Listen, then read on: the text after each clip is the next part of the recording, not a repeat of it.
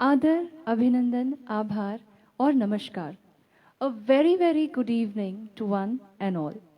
सबसे पहले तो आप सभी को मेरी ओर से यानी कि एंकर पूजा करवा की ओर से और आपके अपने औरंगाबाद कराओके क्लब की ओर से दिवाली के इस पावन पर्व की बहुत बहुत शुभकामनाएं।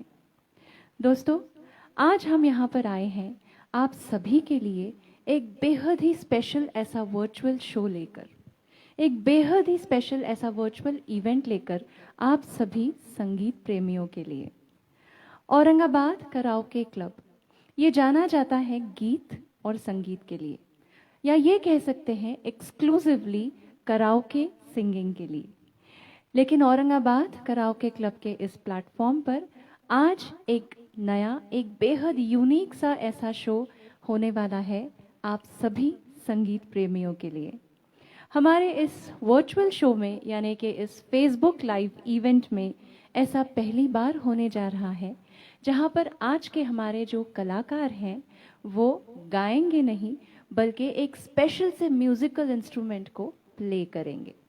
आज तक आपने औरंगाबाद कराओके क्लब के प्लेटफॉर्म पर कई होनहार सिंगर्स को गाते हुए देखा भी है और सुना भी है, लेकिन आज के इस लाइव इवेंट में हम सुनेंगे आज के हमारे होनहार कलाकार को एक बेहद ही स्पेशल ऐसे म्यूजिकल इंस्ट्रूमेंट को प्ले करते हुए। Friends, there are a very few people around us who inspire us with their simplicity, with their hard-working abilities, who believe in what they say, who believe in what they do, and who do in what they say, who specially contribute to make this world a better place to live. Ladies and gentlemen, today we have with us a very, very special guest, a true inspiration to all of us, Dr. Anand Kadethankar ji.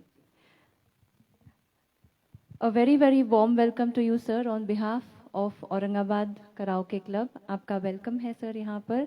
And दोस्तों, मैं बताना चाहूँगी कि sir is a truly multi talented personality, doctor by profession, Hawaiian guitarist by passion, an oil canvas artist, an amazing writer and a theatre artist. All this describes him. On behalf of AKC, I once again welcome you, sir, and we are lucky to have you here. We are lucky to see and to hear this wonderful instrument here today from you. And before I go ahead, आपसे बहुत सारी बातें आज यहाँ पर हम करेंगे।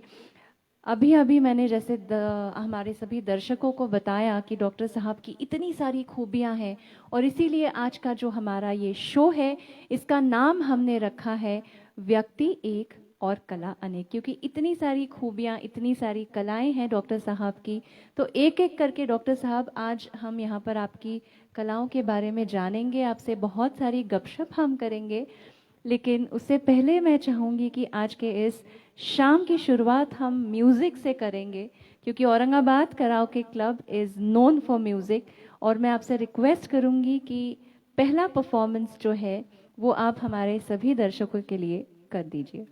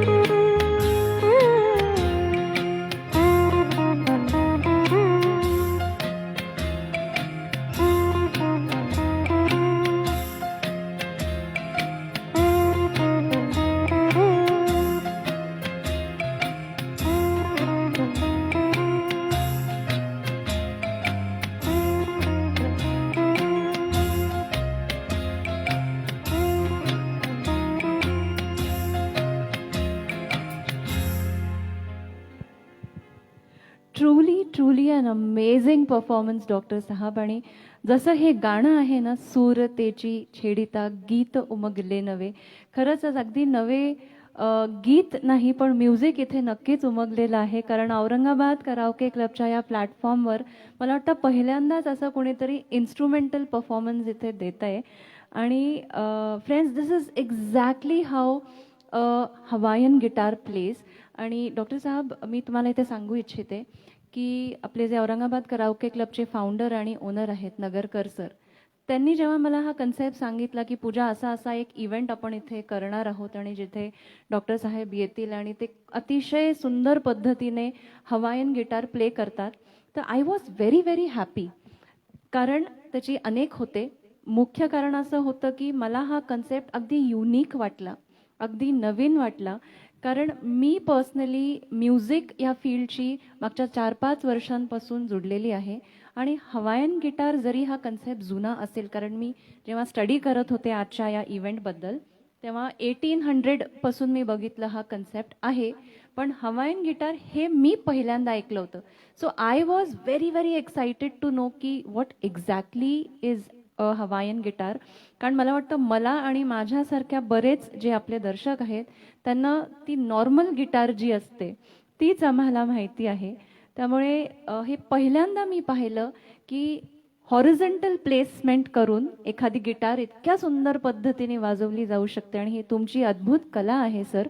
तर तुम्ही थोडंसं आमच्या सगळ्या दर्शकांना या हवायन गिटारबद्दल सांगावं की ही काय आहे, हा इन्स्ट्रुमेंट काय आहे, आपल्या रेग्युलर गिटारपेक्षा हा कसा वेगळा आहे.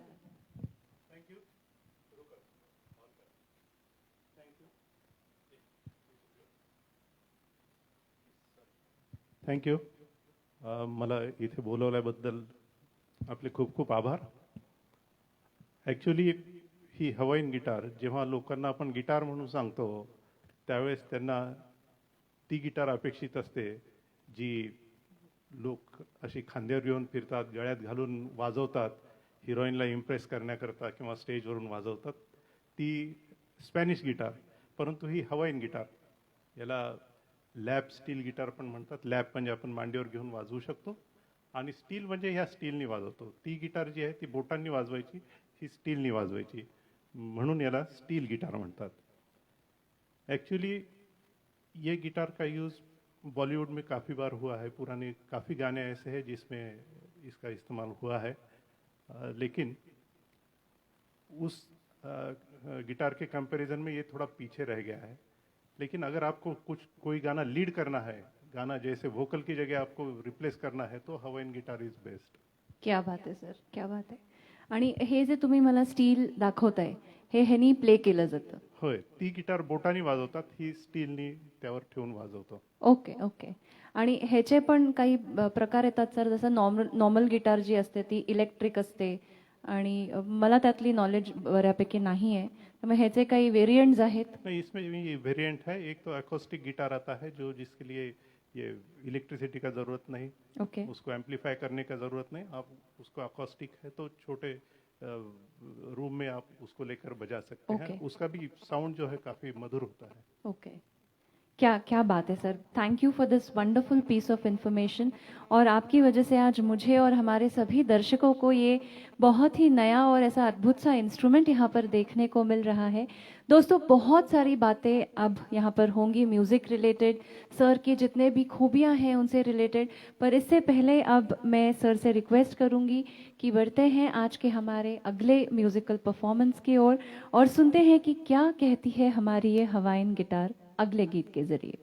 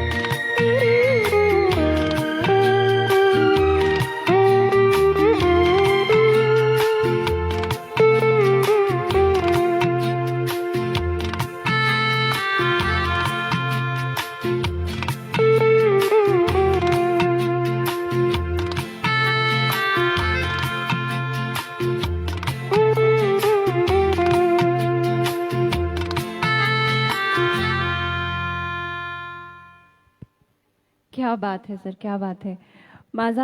माझे जे हात आहेत ते आज टाळ्या वाजवण्याकरता मोकळे नाही आहेत, कारण मी माईक हातात धरलेला आहे. Thank you. पण मला आज खरंच वाटतंय की मी अगदी मनापासून तुमच्याकरता टाळ्या वाजवाव्यात.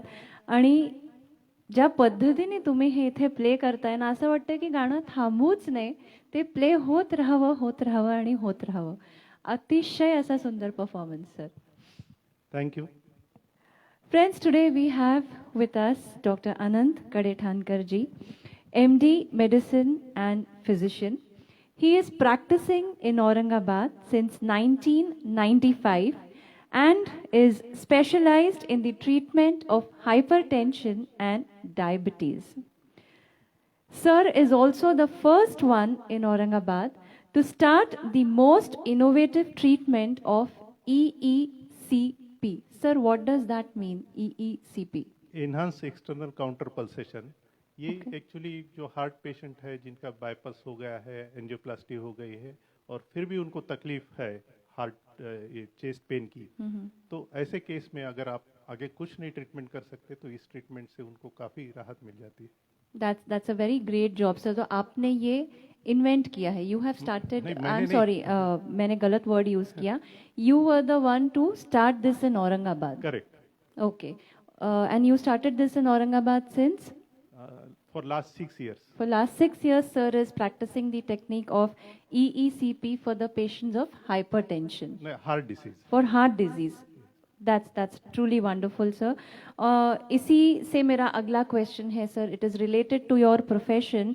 That what inspired you to take up medicine as your profession? क्योंकि यूजुअली ऐसा देखा गया है, मतलब अभी तो बहुत सारे चेंजेस आए हैं because there are diversified fields into careers. But पहले के ज़माने में कैसे था कि अगर फैमिली में कोई डॉक्टर है तो नेचुरल सी बात थी कि बच्चे जो हैं वो डॉक्टर बनते थे, या कहा जाता था कि अगर आप 10th और 12th में मेरिट में आ रहे हो तो आपको बिल्कुल मेडिकल फील्ड को ही चूज़ करना है. So what was your reason to choose medicine as your profession? Actually मैं पैठन से हूँ. पैठन एक छोटा तालुका प्लेस है. वहाँ पर जहाँ हम रहते थे बचपन में, तो उसके बगल में ही एक हॉस्टल था, इंटर्न्स हॉस्टल, जो मेडिकल कॉलेज में जो भी एमबीबीएस पूरा करते थे उनको इंटर्नशिप के लिए पैठन आते थे. तो सभी जो डॉक्टर्स हैं हमारे बगल वाले घर में रहते थे और उनका रहन सहन, उनको जो सोसाइटी में जो इज्जत देते थे, वो सब देख के हमें लग रहा था. एक्चुअली मेरा एक फ्रेंड भी साथ में था, संजय देशमुख, वो भी डॉक्टर बना है और he is director of medical services Poona. तो हम दोनों साथ में रहते थे, तो हम वो लोगों को देखते थे तो हम दोनों को भी ऐसे लगता था कि डॉक्टर बनना है, क्योंकि उस ज़माने में काफ़ी इज्जत थी डॉक्टर को. आजकल की बात छोड़िए. तो बस उसी वजह से हमने डिसाइड किया और हम दोनों भी एमबीबीएस को लग गए काफ़ी मेहनत करने के बाद. तो ये हमारी जर्नी है towards medicine. That is very very inspiring doctor sir. और जैसे आपने कहा कि अभी की बातें जो हैं वो थोड़ी सी अलग हैं, लेकिन इस कोरोना पैंडमिक में हमने देखा है कि डॉक्टर्स का जो रोल रहा है वो वाकई तारीफ भी छोटा शब्द होगा शायद, लेकिन जो काम हमारे इन डॉक्टर्स ने किया है इस पूरे 6 से 7 महीनों में, it is really very very commendable job.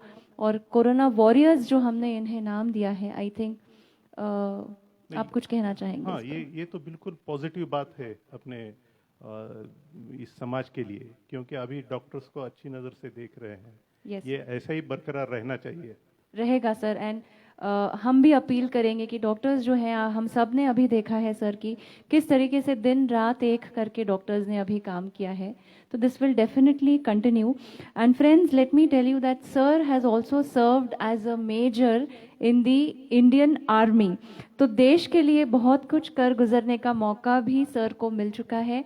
Sir 5 साल तक आप इंडियन आर्मी में थे, राइट? तो हाउ वाज दैट जर्नी? वो जर्नी कैसी थी? करेक्ट. एक्चुअली हम कॉलेज में 4 फ्रेंड्स थे, तो सभी की ऐसी मनीषा थी कि हम आर्मी ज्वाइन करें, और 4 में से 3 लोगों ने ज्वाइन किया है. और मेरा एक बहुत क्लोज फ्रेंड है, ही रिटायर्ड एज ब्रिगेडियर. तो वो उसका मोटिवेशन था हमारे पीछे और उसकी वजह से हमने ज्वाइन किया. And I served as short service commission officer and I worked as medical specialist at various places, Punjab, Bihar, Rajasthan, at all places. And that experience which I gained from that gave me a lot of confidence. तो आपको ये बहुत ही खूबसूरत सा मौका मिला कि देश के लिए अपने कुछ साल तक काम किया। बहुत सारे लोग हैं जो करना चाहते हैं, तो उनके लिए आप ज़रूर एक इंस्पिरेशन हैं सर। और आज हम सर से बात कर रहे हैं आज के इस औरंगाबाद कराओके क्लब प्रस्तुत इवेंट में, जिसका नाम है व्यक्ति एक और कला अनेक। तो बहुत सारी और कलाएं हम जानेंगे डॉक्टर साहब के बारे में। उससे पहले आइए सुनते हैं आज का हमारा अगला इंस्ट्रूमेंटल परफॉर्मेंस और देखते हैं कि डॉक्टर साहब हमें क्या सुनाना चाहते हैं इस परफॉर्मेंस के जरिए।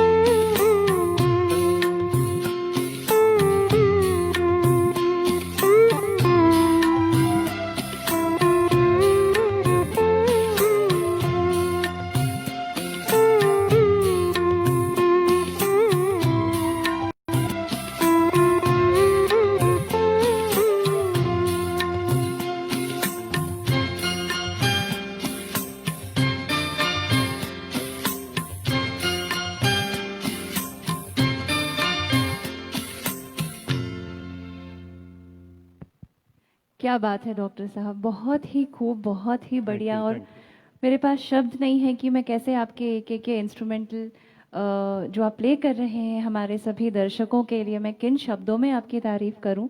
लेकिन इतना ज़रूर कह सकती हूं कि ये इंस्ट्रूमेंटल प्ले करके आपने हम सब के दिल को छू लिया है आज।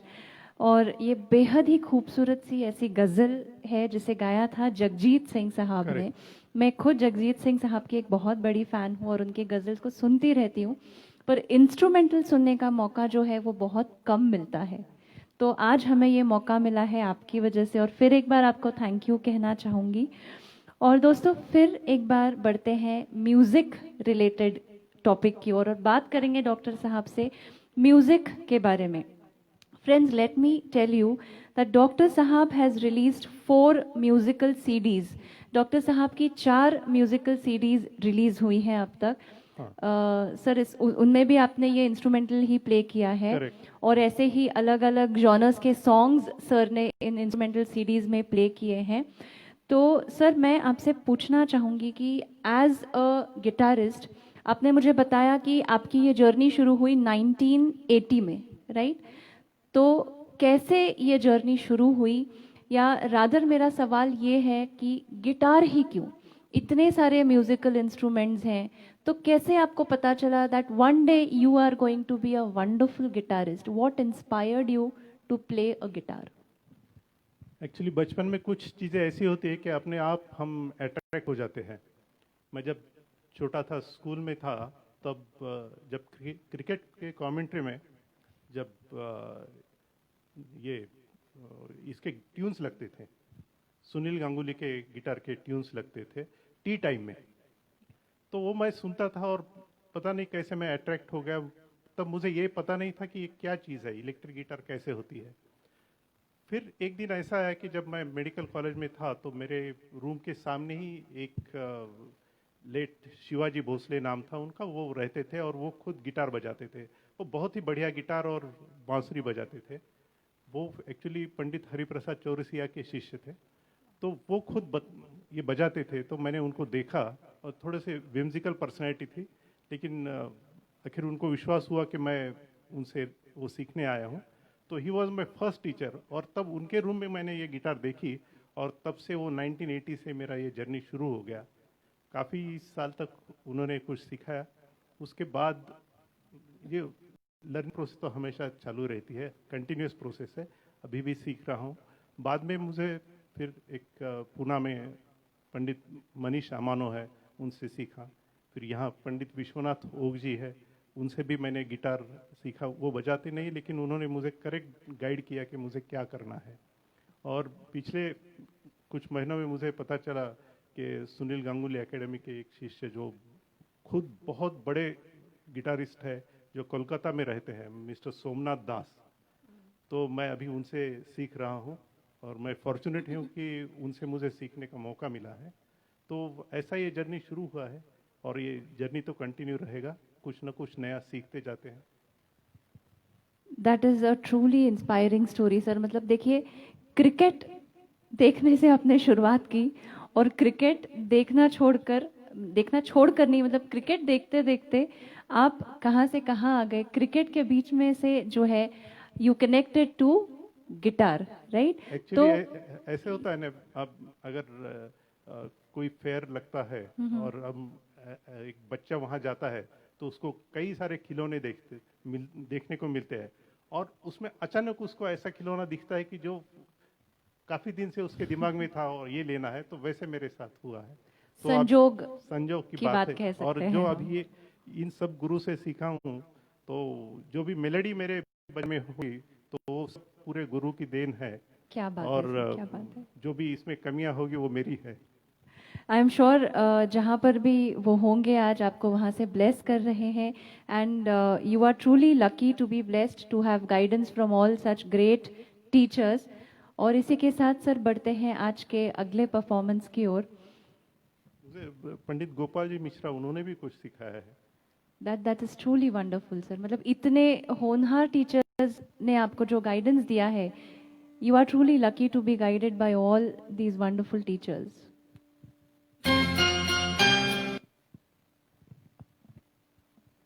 एक और खूबसूरत प्रस्तुति डॉक्टर साहब की ओर से आप सभी के लिए।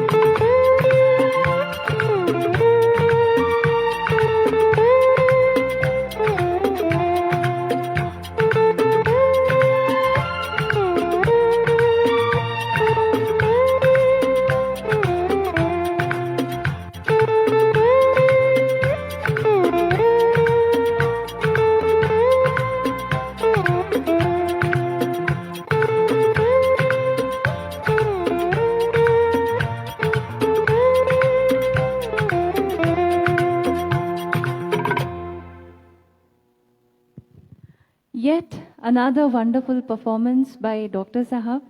और डॉक्टर साहब, यूँ देखा गया है कि जो इंस्ट्रूमेंट प्ले करते हैं उन्हें सुरों की पहचान बहुत अच्छी होती है, और क्योंकि सुरों की पहचान बहुत अच्छी होती है तो वो गा भी सकते हैं। तो क्या आप कभी कभार गाते भी हैं?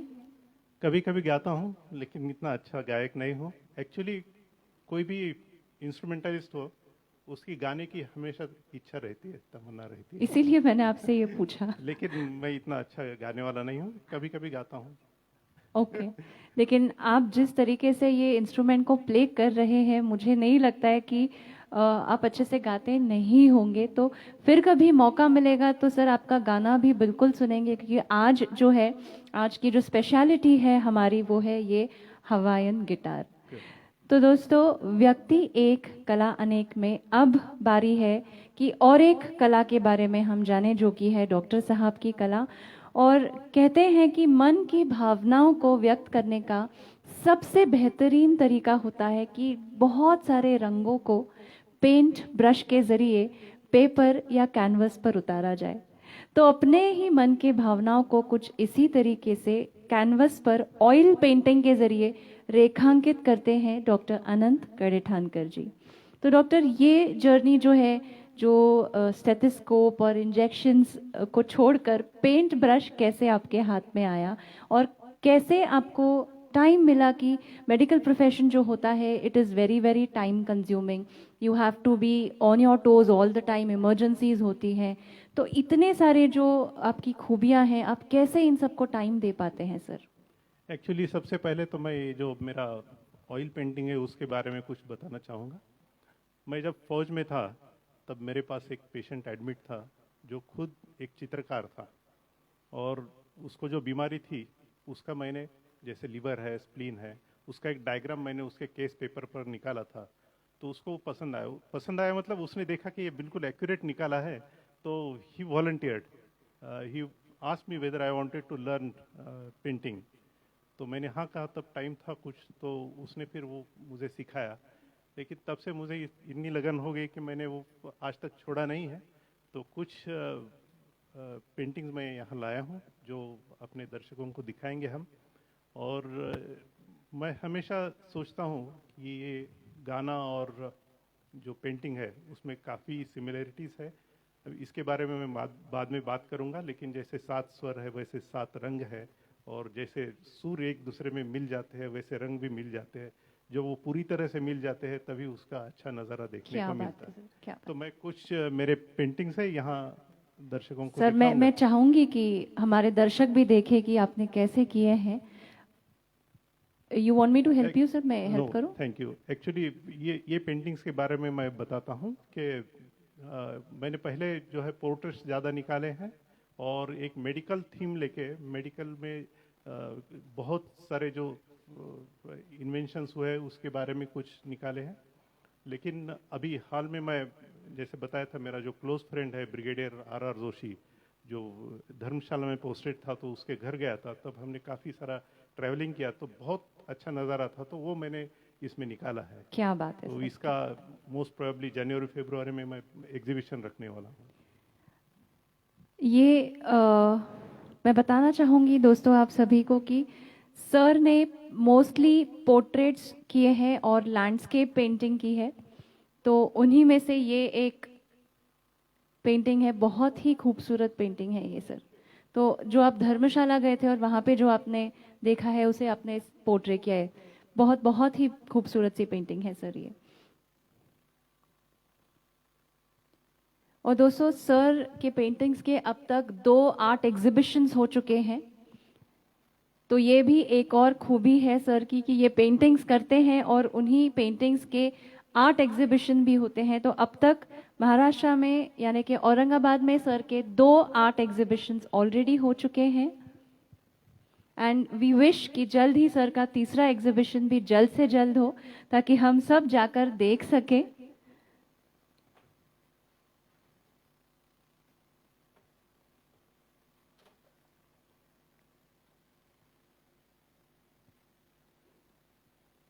क्या बात है सर। ये भी वही का है सर, पैराशूट फ्लाइंग, पैराग्लाइडिंग। मतलब आपने ये देखा और फिर आपने किया है। Wonderful sir, wonderful. मतलब देखिए दोस्तों, कैसे मन की भावनाओं को पेंट ब्रश के जरिए सर ने कैनवस पेंटिंग पर उतारा है। और हर चीज से सर ने इंस्पिरेशन ली है। मतलब क्रिकेट देखते हुए he was inspired to play a guitar. और जब भी घूमने गए थे एंड उनके पेशेंट को ट्रीट कर रहे थे. He was inspired to take a paint brush in his hands. मतलब बहुत ही सीखने जैसी ये बात है. छोटी सी बात है, बिल्कुल छोटी छोटी बातें होती है. हम हमेशा कहते रहते हैं कि मैं इतना बिजी हूँ या मैं इतनी बिजी हूँ अपने प्रोफेशन में कि टाइम ही नहीं मिलता है. लेकिन सर से ये सीखने लायक है कि प्रोफेशन को करते हुए सर कैसे इंस्पायर हुए और सर ने कैसे अपने इन हॉबीज़ को कंटिन्यू किया है और उन्हें फॉलो किया है. सर, मैं रिक्वेस्ट करूंगी इसी के साथ सुनते हैं आज का हमारा अगला इंस्ट्रूमेंटल गीत.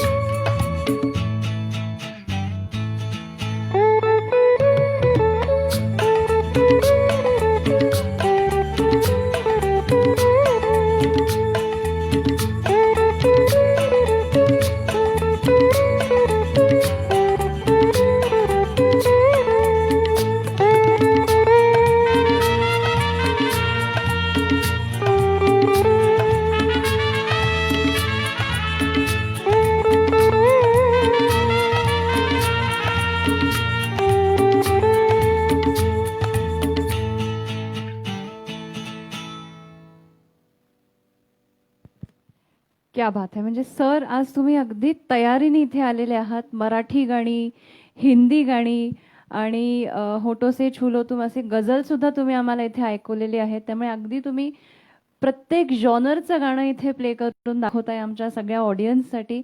ही खूपच अगदी छान बाब आहे आणि तुमच्याकरता माझ्याकडून, आमच्या ऑडियन्सकडून एकदा खरोखर खूप खूप टाळ्या. आणि आत्ता मी कमेंट्स देखील वाचलेले आहेत. एक कमेंट असा मी वाचलेला आहे की डॉक्टर साहेब, तुमची ही खूबी आम्हाला माहितीच नव्हती. ऍक्च्युली हे आत्ताचं गाणं जे होतं ते हेमंत कुमारनी गायलेलं आहे मराठीतलं, प्रीतीच्या चांद राती. हे सगळे लँडस्केप्स पाहिल्यावर मला एकदम ते आठवलं, म्हणून मी हे गाणं निवडलं होतं. क्या बात आहे. व्यक्ती एक, कला अनेक मध्ये आज आपण जाणून घेतोय डॉक्टर अनंत कडेठाणकरांबद्दल. डॉक्टर, गिटारिस्ट, पेंटिंग आर्टिस्ट या सगळ्यांबरोबर सर एक अतिशय छान लेखक देखील आहेत.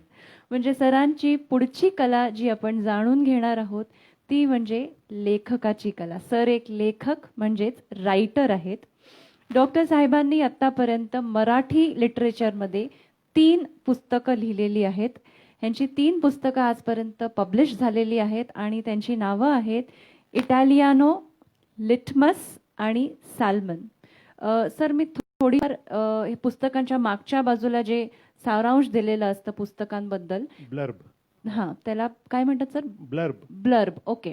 तो ब्लर्ब मी आज वाचला कारण मला पूर्ण पुस्तकं वाचण्या इतका आज वेळ नव्हता आणि त्याच्यावरून मला असं लक्षात आलेलं आहे की तुम्ही जे लिहिता किंवा तुमचं जे लिखाण आहे ते सामाजिक मुद्द्यांबद्दल किंवा अशा काही सामाजिक मुद्दे ज्यांच्यावर जागरूकतेची आज खरोखरच गरज आहे, असं तुमचं लिखाण जास्त मला वाटलं त्या पुस्तकांचा ब्लर्ब वाचल्यानंतर. तर थोडंफार आमच्या दर्शकांना सांगाल की तुमचा लिहिण्याचा जो रोख असतो तो कशा पद्धतीने असतो? ॲक्च्युली लेखन जे आहे ते सुचतं आणि मग लिहितो. असं होत नाही की चला आज सुट्टी आहे तर आज मी लिहिणार, तसं होत नाही. काहीतरी एखादी गोष्ट मनाला खटकते किंवा चांगली वाटते, त्यानंतर त्याच्यावर लिहिण्याकरता उद्युक्त होतो. मी आतापर्यंत जे लिहिलेलं आहे त्यात अशाच ज्या गोष्टी मला खटकल्या आहेत किंवा आवडल्या आहेत किंवा ज्याबद्दल विशेष काही वाटतं अशाबद्दलच लिहिलेलं आहे. माझं पहिलं पुस्तक होतं ते एक ट्रॅव्हलॉग होतं, इटालियानो. लिटमस मध्ये छोट्या कथा आहेत आणि जे साल्मन आहे त्याच्यात माझी बरीच जे आहेत नाटकं लिहिली आहेत त्याबद्दल आहे. तर माझं लिखाण साधारण सटायर टाईप आणि काही खोचक दृष्टीने समाजामधले जे दोष आहेत ते पुढं आणण्याकडे माझा कल असतो. ज्यांना समजतं ते समजून घेतात, ज्यांना समजतच नाही त्यांना असं कितीही सांगितलं तरी काही फरक पडत नाही, तरी पण आपण लिहिण्याचं सोडू नये. मी याबद्दल एक एक्झाम्पल सांगतो. म्हणजे लिहिण्याची गोष्ट जी आहे, छोट्या छोट्या गोष्टी पण मी लिहिल्या आहेत आणि त्या अशाच एक मी तुम्हाला 2 मिनिटात वाचून दाखवतो. नक्कीच सर, आवडेल आम्हाला ते ऐकायला. आणि मी बघितलंय सरांचं लिहिणं अगदी स्पष्ट, रोख ठोक आणि त्याच्यात थोडाफार सेन्स ऑफ ह्युमर देखील असतो. मी हे लिहिलेलं आहे स्वातंत्र्य दिनाच्या अनास्थेबद्दल. स्वातंत्र्याचा अर्थ आपल्या जनतेला समजलेलाच नाही आहे. म्हणजे त्यांना सगळ्यांना हक्काची जाणीव असते पण कर्तव्य विसरतात. तर स्वातंत्र्य दिनाबद्दल लिहिलेलं आहे. आज स्वातंत्र्य दिनानिमित्त कमीत कमी आळोखे पिळोखे देऊन पटकन उठलो आणि तयार झालो, कारण मला झेंडावंदनाला जायचं होतं. सकाळी गरम पाण्याने स्नान केलं तर किती छान वाटतं ना. तसं छान वाटल्यावर प्रसन्न मनाने झेंडावंदनाला निघालो. स्वातंत्र्यामुळे बाहेर सगळ्या सजीव निर्जीव गोष्टी स्वतंत्र झाल्यासारख्या वाटत होत्या. डांबर आणि खडीचं बंधन झुगारून दिल्यामुळे खड्डे तर खूपच स्वतंत्र झाले होते. क्या बात आहे. पुढे गेल्यावर एका सिग्नलवर थांबलो असताना जेव्हा मास्क न घातलेल्या स्वतंत्र बाळण्याच्या मुलांनी आमच्या नाकावर टिच्चून मोटरसायकलवर टेबल सीट वेगाने येऊन सिग्नल तोडला, तेव्हा तर सगळ्यांचा स्वातंत्र्याच्या आनंदाने ऊर भरून आला. काही स्वातंत्र्यप्रेमी बहादर 2 व्हीलर चालवत मास्क काढून सडक रंगवत आणि इतरांच्या अंगावर तुषार उडवत होते. झेंडावंदनाला बरीच कमी गर्दी असते, कारण बहुतेक लोक स्वातंत्र्याचा आनंद घेत घरी लोळत असतात, असं कोणीतरी मला सांगितलं. घरी निघालो तर फ्लायओव्हरवर 3-4 मोटरसायकल पार्क करून स्वातंत्र्यप्रेमी मुलांचे टोळके सेल्फी काढण्यात दंग होते. त्यांना समजावून सांगायला गेलो तर त्यांच्या स्वातंत्र्याचा आनंद इतका अनावर झाला की त्यांच्यापैकी एकाने मला ढकलून दिले. कमरेला जोरात मार बसला. एका सद्गृहस्थांनी मला दवाखान्यात नेलं. तिथे बरीच गर्दी दिसली, धिंगाणा चालू होता. चौकशी केल्यावर असं कळलं की काही जण स्वातंत्र्याचा मनमुराद आनंद घेत डॉक्टरला बदडत होते. भरपूर मार खाल्ल्यावर सुद्धा त्या जखमी डॉक्टरने माझी मलमपट्टी केली आणि मी घरी आलो. खरंच स्वातंत्र्याची मजा काही औरच असते ना. सर म्हणजे अगदी तुम्ही जेव्हा हे वाचत होतात ना, तो एक्झॅक्टली हुबहू तसा पिक्चर माझ्या डोळ्यासमोर येत होता आणि अगदी वस्तुस्थिती सध्याची तरी आहे. मला वाटतं मास्क न घातलेले बरेच जण आपल्याला अशा रस्त्यावर दिसतात आणि कितीही कळवळून जरी सांगितलं की ह्या गोष्टीचा इम्पॉर्टन्स आज जो आहे तो काय आहे, तरी तुम्ही म्हटल्याप्रमाणे स्वतंत्रतेचा भाव असल्यामुळे कदाचित ती गोष्ट तेवढी सिरियसली घेतली जात नाहीये. पण तुम्ही जो मेसेज आज इथे दिलेला आहे या तुमच्या लेखनाद्वारे, ते मला निश्चितच ठाऊक आहे की ज्या लोकांना ते कळलं असेल ते नक्कीच बऱ्या अर्थाने कळलं असेल आणि चांगला सेन्स ऑफ ह्युमर देखील आम्ही सगळ्यांनी इथे एन्जॉय केलेला आहे. Sir thank you. थँक्यू. आपण आपलं काम करत राहायचं. नाही, मला वाटतं हे असं काम करणं अगदी गरजेचं आहे सर. आणि सेन्स ऑफ ह्युमर तुम्ही यूज केल्यामुळे राग येण्याचं ह्याच्यात काही काम नाहीये, कारण जागरूकता आपण करतो ह्या मेसेज थ्रू. आणि सरांचे जे लेख आहेत, जे आर्टिकल्स आहेत, ते बरेच न्यूजपेपर्समध्ये देखील येतात आणि असाच एका न्यूजपेपर आर्टिकलबद्दल आपण बोलणार आहोत, पण अजून थोड्या काही वेळाने. तोपर्यंत ऐकूयात अजून एक छानसं असं इन्स्ट्रुमेंटल गीत. आणि सर, कुठलं गीत आता आपण प्ले करणार आहात आमच्यासाठी? मला रतन सरांनी सांगितलं होतं की सध्या दिवाळीचा मोसम आहे, तर दिवाळीवरचं एखादं गाणं वाजवा. ओके. परंतु दिवाळीचं गाणं मला असं अगदी लोकांना झिंग आणणारं असं काही मला सापडलं नाही, परंतु एक सापडलं ज्याच्यात दिवाळी हा शब्द आहे, म्हणून मी ते गाणं घेतलेलं आहे. ऐकूयात ते ठसकेबाज गाणं. कुठलं येते सर, तुम्ही सांगू नका, आपण डायरेक्ट ते गाणं प्ले करूया. ओके.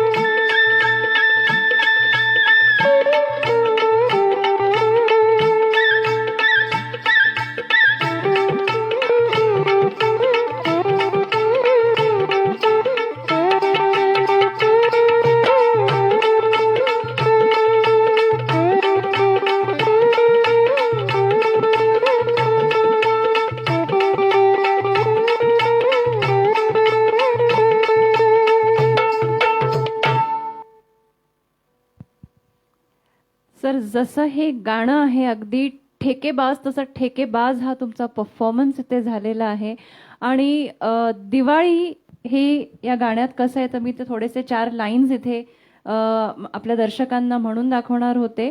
सण वर्षाचा आहे दिवाळी, आज राहू जा आज राहू जाऊ उद्या सकाळी, जेवण करते पुरणाची पोळी, भात मी घातलाय रांधायला, येऊ कशी कशी मी नांदायला. त्यामुळे दिवाळी हा शब्द असलेलं एक गीत आज आपण इथे घेतलेलं आहे आणि अगदी ठेकेबाज असं हे गाणं अतिशय मला तरी आवडलेलं आहे आणि आपल्या दर्शकांना देखील आवडलेलं असेल सर. ऍक्च्युली हे गाणं जे आहे, जे नवीन लग्न झालेली पहिल्यांदा दिवाळी सणाला येते माहेरी आणि नवरात्रीला परत घेऊन जायला येतो, त्यावेळेस त्याला ती कारणं देत असते, प्रत्येक कडव्यात एक कारण की हे त्याच्यामुळे आपण थांबू तिथे. नाही, अतिशय सुंदर असा परफॉर्मन्स आहे सर आणि दिवाळीशी रिलेटेड होता, त्यामुळे हा परफॉर्मन्स आज इथे व्हायलाच हवा होता, नाहीतर आपण मिस केलं असतं हे गाणं. अजून असे बरेच पैलू आहेत जे आपण जाणून घेणार आहोत डॉक्टर साहेबांबद्दल. आणि wonderful performance once again by doctor साहब. Friends, this is to tell you that Dr. Sahab has done 96 stage performances across Maharashtra. मतलब 96 स्टेज परफॉर्मेंसेस में सर ने हवाइन गिटार पर इंस्ट्रूमेंटल्स प्ले किए हैं और सर का अपना एक यूट्यूब चैनल भी है जिसका नाम है अनंत गिटार. तो अगर आप ऐसे ही और इंस्ट्रूमेंटल्स एंजॉय करना चाहते हैं जो सर ने प्ले किए हैं, तो please visit his YouTube channel which is called as Anant guitar. Doctor से लेकर गिटारिस्ट, गिटारिस्ट से लेकर आर्ट आर्टिस्ट, आर्ट आर्टिस्ट से लेकर राइटर. तो अब चलते हैं डॉक्टर साहब के एक ऐसे पहलू की ओर जहां पर डॉक्टर साहब हैं एक प्ले राइटर और प्ले राइटर होने के साथ साथ वो हैं एक ड्रामेटिस्ट यानी कि ड्रामा के आर्टिस्ट. डॉक्टर साहब, हाल ही में आपका लिखा हुआ एक मराठी नाटक जो है जिसका नाम है डॉक्टर मुलगा नको ग बाई, ये नाटक अभी अभी बहुत ही सुपर हिट हुआ है. और दोस्तों, मैं बताना चाहूँगी कि इस मराठी नाटक के 20 प्लेज हो चुके हैं ऑल ओव्हर महाराष्ट्र. या नाटकाचे 20 असे प्रयोग झालेले आहेत आणि हे नाटक इतकं गाजलंय की या वर्षी मेमध्ये म्हणजे मे 2020 मध्ये या नाटकाचा प्रयोग UK म्हणजे युनायटेड किंगडम्सला होणार होता आणि त्याच्याकरता मला वाटतं सगळे प्रिपरेशन्स देखील झाले होते, तिकीट बुकिंग झाली होती, पण कोरोना आल्यामुळे आणि लॉकडाऊन लागल्यामुळे हा प्रयोग थोडा पोस्टपोन करावा लागला सर आणि सरांच्या टीमला. तर सर, तुम्ही प्ले रायटर कसे बनलात आणि हे नाटक तुम्ही कसं लिहिलं? What was there in your mind when you wrote about this? आणि या नाटकात मला वाटतं तुम्ही काम देखील केलेलं आहे, तर ती भूमिका काय होती या सगळ्यांबद्दल जरा आमच्या दर्शकांना एकदा सांगाल प्लीज. ॲक्च्युली डॉक्टर मुलगा नको ग बाई हे नाटक पॉप्युलर यामुळे झालं की त्याच्यात सगळी वस्तुस्थिती आहे. सध्या वस्तुस्थिती अशी आहे की डॉक्टरांबद्दल समाजाचं मत फारच वाईट झालं होतं आणि डॉक्टरांवर हल्ले होत होते, नाही ते आरोप होत होते. हे मनात कुठेतरी दुखावत होतं हे सगळं. असं का? कारण 99% डॉक्टर समाजाकरताच काम करतात आणि तरीही त्यांच्या नशिबात असा दुस्वास का यावा? त्यामुळे यात थोडंसं विनोदी ढंगाने असं मांडलं होतं की एका मुलीला लग्न करायचं, म्हणजे आईवडिलांना आपल्या मुलीचं लग्न करायचं आणि त्याकरता स्थळ शोधत असतात आणि एक मध्यस्थ येतो आणि बरीच स्थळं आणतो, त्यात एक डॉक्टरचं स्थळ असतं. आईवडील म्हणतात की डॉक्टरांना एवढा त्रास होतो तर डॉक्टर मुलगा नको गो बाई, परंतु मुलीला डॉक्टरशीच लग्न करायचं असतं. तर त्या दोघांमध्ये जे काही संभाषण होतं त्यामुळे ते खूपच खुमासदार असं होतं आणि फायनली आईवडील पण म्हणतात डॉक्टरशीच कर लग्न, असं ते होतं. तर त्याचे प्रयोग खूप छान झाले, सगळ्यांना ते मनाला भिडलं सुद्धा, कारण त्याच्यातले मुद्दे खरे होते. तर त्यात मी एक रोल केला होता, तो म्हणजे त्या घरातला नोकर, परंतु जो थोडासा दीड शहाणा आहे, जास्त बोलत असतो. सर, एक डायलॉग तुमच्या आवाजात होऊन जाऊ दे ना. तर त्याच्यात एक मध्यस्थ जो असतो ते आमचे डॉक्टर रमेश रोहिवाल त्यांनी काम केलं होतं. तर ते स्टेजवर असतात, ते त्या मध्यस्थ असतात आणि ते तिथे बसले आहेत स्टेजवर आणि मी शंकर म्हणून एक नोकर त्या घरातला त्यांना चहा आणून देतो. तर ते चहा आणताना ते व्हॉट्सॲपवर काहीतरी खेळत असतात. तर त्यावेळेसचा डायलॉग मी सांगतो. यात सुद्धा कसं आहे की समाजातले जे काही दुर्गुण आहेत, दोष आहेत, त्याच्यावरच आपण टिप्पणी केलेली आहे. तर ते तिथे बसलेले आहेत स्टेजवर व्हॉट्सॲप खेळत. तर त्यांना माझा डायलॉग आता मी सुरू करतो. साहेब, ते व्हॉट्सॲप ना खेळू. व्हॉट्सॲपचं नाद लई वाईट. अहो, नवरा बायकोत बी भांडणं होत आहेत. व्हॉट्सॲप नका खेळू. समोर सोन्यासारखी माणसं बसलीत, त्यांच्याशी बोलावं तर वाजली शिट्टी की करतायत सर सर. ते व्हॉट्सॲप नका खेळू. तुम्हाला सांगतो, आमच्या गावात एक बाबा असा डोळं ताणू ताणू व्हॉट्सॲप खेळत चालला आणि तसाच हिरीत पडला. हे लोक जमा झाले. लोक बी लई चॅप्टर राहतेत. अहो, त्याला वाचवायचं सोडून मोबाईलवर व्हिडिओ काढू लागले, कसा बुडू लागला म्हणून. मेला ना तो बाबा तिथं. तो पठ्ठ्या पण किती जिगरबाज, बुडून मेला पण हातातला मोबाईल नाही सोडला. आता वरती काय नेटवर्क मिळणार आहे काय? अहो, मेला ना तिथं तो, तरी लोकांनी उचललं त्याला आणि नेलं दवाखान्यात. तिथं दवाखान्यात डॉक्टर बी व्हॉट्सअप खेळत होतं. बदडलं त्या डॉक्टरला, हलगर्जीपणा केला म्हणून. व्हॉट्सॲपचं नाद लई वाईट. थँक्यू. क्या बात आहे सर. म्हणजे अगदी सेन्स ऑफ ह्युमर तर मला कळलेलं आहे की तुमचा खूपच छान आहे. पण जो मेसेज तुम्ही दिलेला आहे, अगदी वस्तुस्थिती आहे आजची. नुसते मोठेच नाहीत तर मला वाटतं घरातली जी लहान मुलं आहेत, आज ऑनलाईन एज्युकेशनमुळे घरोघरी मोबाईलचं प्रमाण जास्त वाढलेलं दिसतंय आणि लहान मुलांपासून ते मोठ्यांपर्यंत हातात मोबाईल दिसतो. त्यामुळे नेक्स्ट टाइम जेव्हा कधी तुम्ही व्हॉट्सअप बघायला मोबाईल हातात घ्याल, त्यावेळेस सरांचे हे डायलॉग नक्कीच आठवाल आणि गरज असेल तेवढ्यापुरताच मोबाईल वापराल. वळूयात आजच्या पुढच्या इन्स्ट्रुमेंटल परफॉर्मन्सकडे आणि ठसकेबाज लावणीनंतर बघूयात डॉक्टर साहेब आपल्याला काय ऐकवतायत ते.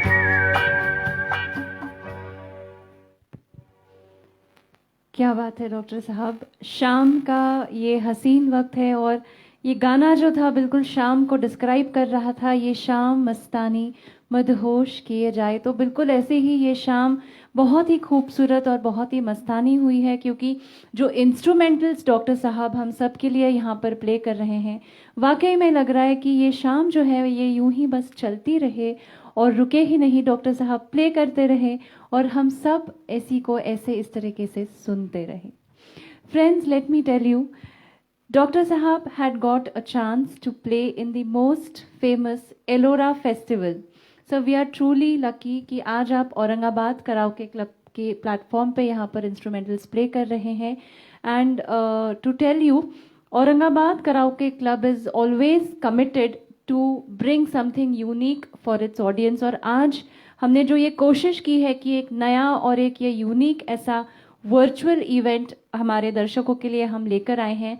तो कमेंट्स मैंने देखे और कमेंट्स के ज़रिए मैं अब जान पा रही हूँ कि सब बेहद खुश है कि कुछ अलग सा यूनिक इवेंट हमने यहाँ पर किया है और उसका पूरा क्रेडिट जो है सर वो आपको पूरी तरीके से जाता है. एक्चुअली इसका क्रेडिट औरंगाबाद कराओके क्लब को जाता है. मैंने देखा है रतन सर को most devoted towards music. When he was in his own profession he was devoted to that profession also. उतना ही डिवोटेड अभी इसमें है. That's why he has come up with top end all machineries, all speakers, recording systems, and everything is top class. Besides this, actually, since he was in medical line, in present pandemic, he has taken all the care to protect all participants, and that is really very good thing. So I'm very fortunate to be here. Thank you for all the kind word sir. और इसी को मैं add करना चाहूँगी कि अब तक Aurangabad karaoke club ने सिंस लॉकडाउन 29 वर्चुअल इवेंट्स किए हैं sir. And this is our 30th virtual event. और हमने पूरी कोशिश की है कि लॉकडाउन के दौरान भी लोगों को हमने गीत और संगीत से जुड़ा कर रखा है. So truly this credit goes to the owner and founder of Aurangabad karaoke club, that is mister Ratan Nagarkar. Actually, because of that, no, you have taken care of mental health of the society. Actually, in lockdown, no, people have become so mentally fragile, Stressed out. stressed. So these things definitely help. So Aurangabad Karaoke Club has done wonders. Thank you for the kind word sir. और आप जैसे कलाकारों का साथ अगर रहेगा तो ऐसे ही बहुत सारे और वर्चुअल इवेंट्स हम यूं ही करते रहेंगे. अब बात करेंगे डॉक्टर साहब के सोशल कॉन्ट्रीब्युशन के बारे में. डॉक्टर साहेबांच्या या सगळ्या कामगिरी व्यतिरिक्त सोशल वर्क किंवा ज्याला आपण म्हणू सामाजिक बांधिलकी जी आहे त्याच्यामध्ये डॉक्टर साहेबांचा सिंहाचा वाटा आहे. आणि डायबिटीज या विषयावर सरांनी बरंच काही काम केलेलं आहे. सरांच्या 2 CDs रिलीज झालेल्या आहेत ज्या स्पेसिफिकली किंवा एक्सक्लुझिव्हली डायबिटीज या विषयावर आहेत. या CDsचं नाव आहे गोड गाणी मधुमेहाची. म्हणजे नावसुद्धा किती कॅप्टिवेटिंग आहे ते बघा. आणि ह्या CDsमध्ये सर गाण्यांच्या चालीवर गाण्यांच्या चालीवर सरांनी मधुमेहाची माहिती म्हणजे डायबिटीजची माहिती अगदी सरळ आणि सोप्या भाषेत दिलेली आहे, जी नॉर्मल एखाद्या गाव किंवा खेड्यातल्या माणसाला देखील कळेल अशी माहिती दिलेली आहे. तर सर जरा ह्याच्याबद्दल सांगाल जास्त. ॲक्च्युली मी जेव्हा डायबिटीसचे पेशंट्स ट्रीट करतो त्यावेळेस असं लक्षात येतं की एका पेशंटला सगळं काही सांगायचं म्हटलं तर अर्धा तास वगैरे जाऊ शकतो नीट सगळं समजावून सांगायचं. तेवढा वेळ डॉक्टरांकडे नसतो. दुसरी गोष्ट, आजकाल पेशंट्स असे झालेत की त्यांनासुद्धा इतका वेळ ऐकून घ्यायचं नसतं. त्यांनासुद्धा पटकन एखादी गोळी द्या डायबिटीस क्लिअर करा असं त्यांचा ॲप्रोच असतो. परंतु डायबिटीसची ट्रीटमेंट ही मोस्टली लाईफस्टाईलवर आहे. व्यायाम, खाणं वगैरे या गोष्टीवर लक्ष द्यावं लागतं. त्याकडे दुर्दैवाने लक्ष दिलं जात नाही. नेमका हा इश्यू ॲड्रेस करण्याकरता माझ्या डोक्यात एक कल्पना आली की जी पॉप्युलर मराठी गाणी आहेत त्याच्यावर जर असं काही आपल्याला ज्ञान देता आलं तर आपण द्यावं. म्हणून मी एक 10 गाण्यांची अशी CD काढली होती. तर त्याच्यात म्हणजे आता वेळेअभावी मी जास्त सांगत नाही, परंतु त्यात कसं चपखल काही बसलं होतं तुम्हाला सांगतो. त्याच्यात एक गाणं होतं, नको देवराया अंत आता पाहू, आहे ना. नको देवराया अंत आता पाहू. त्या चालीवर आम्ही केलं होतं. नको फावराया गोड आता खाऊ. तर या किंवा माळ्याच्या मळ्यामध्ये कोण ग उभी, तर शाळेच्या मैदानात कोण ग उभी, हे या टाईपचं घेऊन त्यांना व्यायामाचं महत्त्व, डायबिटीसचे काय काय परिणाम होतात ते सगळं आम्ही सांगितलं होतं. तर माझ्या मते ते खूप चांगला प्रयत्न होता, म्हणजे चालूही आहे तो. परंतु आता अनफॉर्च्युनेटली CD ही टेक्नॉलॉजीच आता बाद झाल्यामुळे त्याचा प्रसार नाही झाला, पण दुसऱ्या मार्गाने आपण करू शकतो. निश्चितच मला वाटतं डॉक्टर साहेब तुम्ही हे करावत, कारण India is one country which is the hub of diabetes. आणि हा एक असा आजार आहे जो बाकीच्या बऱ्याच आजारांना इन्व्हिटेशन देतो, किंवा बाकीचे आजार झाले तर डायबिटीजमुळे ते बरे होत नाहीत. तर तुम्ही असं नक्की काहीतरी करावं सर, की जेणेकरून हा जो युनिक कन्सेप्ट आहे की गाण्याच्या कन्सेप्टवर एखादा आजार समजवला गेलेला आहे तो सर्वांपर्यंत पोहोचेल, असं तुम्ही नक्कीच काहीतरी करावं. आणि गोड गाणी मधुमेहाची या CD मधून डायबिटीजबद्दल सगळ्या गोष्टींचा अंतर्भाव जो आहे तो सरांनी एक्सप्लेन केलेला आहे. अगदी सोप्या भाषेत एक्सरसाइज टू औषध ह्याच्याबद्दल सांगितलेलं आहे. सर आता वळूयात पुढच्या इन्स्ट्रुमेंटल गाण्याकडे आणि ऐकूयात सर कुठलं गाणं आपल्याकरता प्ले करताय. चालेल.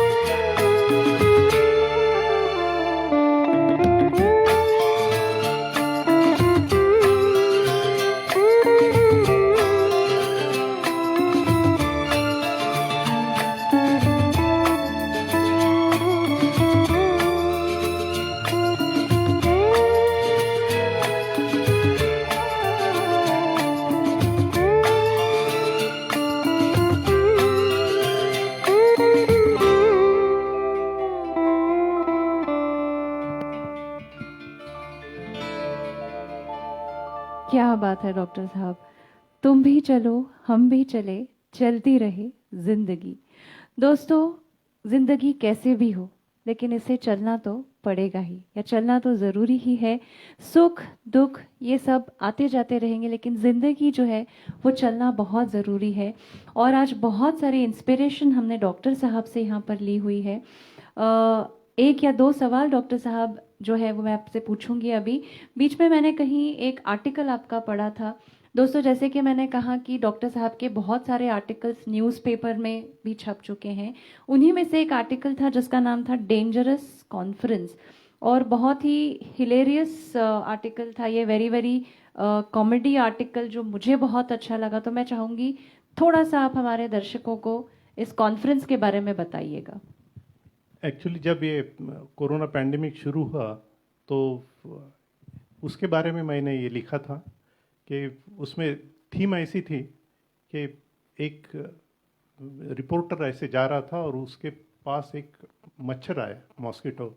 उसने बताया कि आपको कुछ इम्पोर्टेंट कुछ न्यूज़ चाहिए तो मैं दे सकता हूँ, और उसको लेके गया एक जंगल में, बहुत सी गंदी सी जगह थी।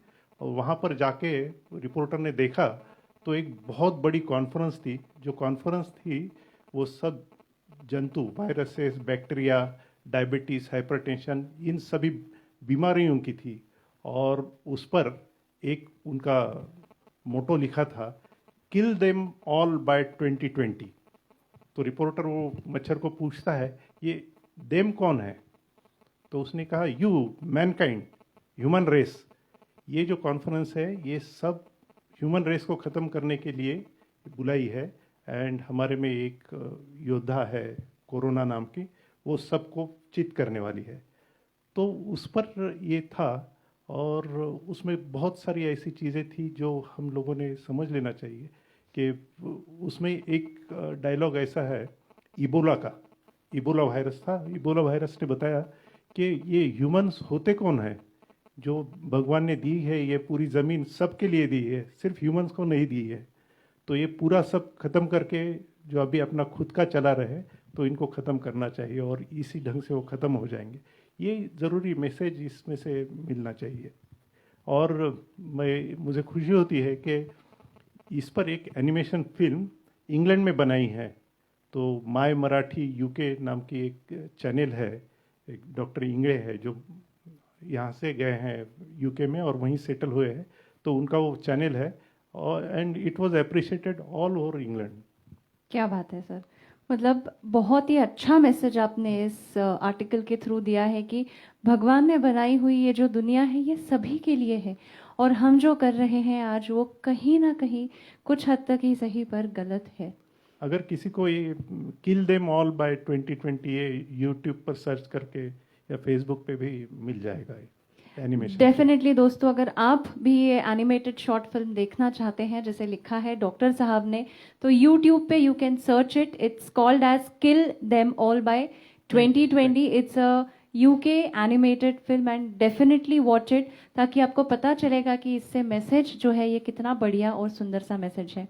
Sir, my last question to you is, इतने सारी खूबियां आप में हैं, from being a medical professional to a guitarist, to a painter, a dramatist, a playwriter, a writer, ऐसी कौन सी खूबी है जो आपकी फेवरेट है, और एक ऐसा कॉमन एलिमेंट इन सभी में जो आपको पकड़ कर रखता है?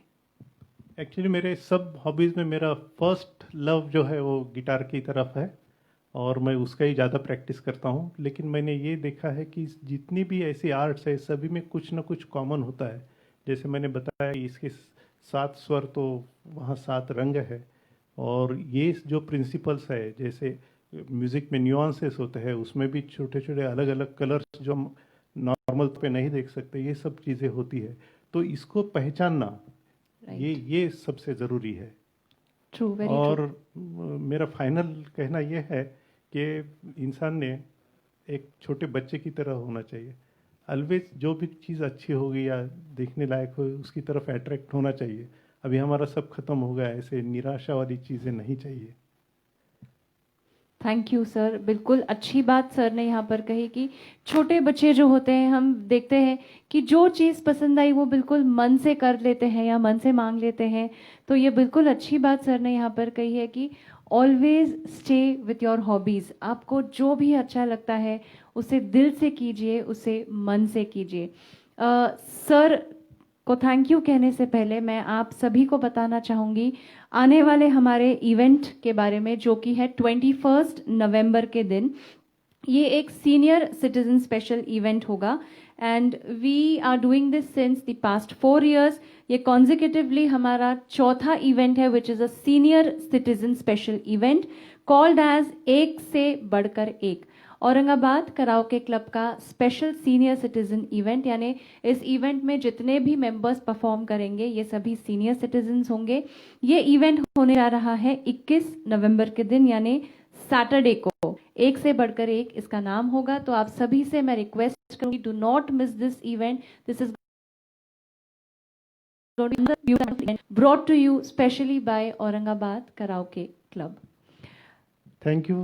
Thank you from my side. Thank you to Ratan sir and Pooja for this wonderful event. I really enjoyed it, and my best wishes with Aurangabad Karaoke Club. इसकी growth और अच्छी और होनी चाहिए, Definitely. और ज़रूर होगी. So my best wishes are with you. Thank you for giving me this opportunity. Thank you for being with us here, sir. And इतना ज़रूर कहूँगी that this is our beginning with you and many more shows to come with you। आपके साथ ऐसा ही instrumental और एक हम करना चाहेंगे और जल्द ही करेंगे सर, जब भी आप चाहेंगे जल्द ही करेंगे। Thank you for being on the platform of Aurangabad karaoke club. Thank you.